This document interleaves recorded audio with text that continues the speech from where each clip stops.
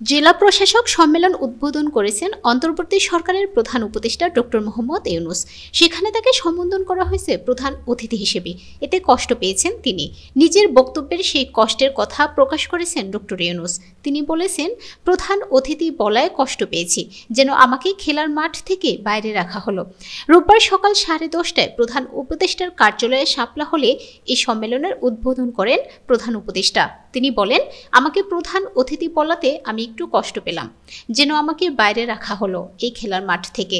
হওয়া উচিত ছিল আমি খেলার ক্যাপ্টেন, কিন্তু আমাকে করলেন অতিথি। আমি অতিথি হিসেবে বক্তব্য দিতে চাই না, আমি ক্যাপ্টেন হিসেবে বক্তব্য দিতে চাই। উদাহরণ হিসেবে তিনি বলেন, বাংলাদেশে যা কিছু করণীয়, সেই করণীয়ের দায়িত্বে আমরা সবাই আছি। এমনভাবে যেমন চিন্তা করুন, আমরা একটা খেলার ক্রিকেট বা ফুটবল খেলোয়াড়। আমাদের আজকে এই খেলোয়াড়দের সমাবেশ, প্রস্তুতি নেওয়া যে আমাদের স্ট্র্যাটেজি কী হবে, অবজেক্টিভ কী হবে, আমাদের কার কী করণীয়, এসব ঠিক করা। মন্ত্রী পরিষদ বিভাগের তত্ত্বাবধানে প্রতি বছর সরকারের নীতি নির্ধারক ও জেলা প্রশাসকদের মধ্যে সরাসরি মতবিনিময় ও প্রয়োজনীয় দিক নির্দেশনা দিতে জেলা প্রশাসক সম্মেলনের আয়োজন করা হয়।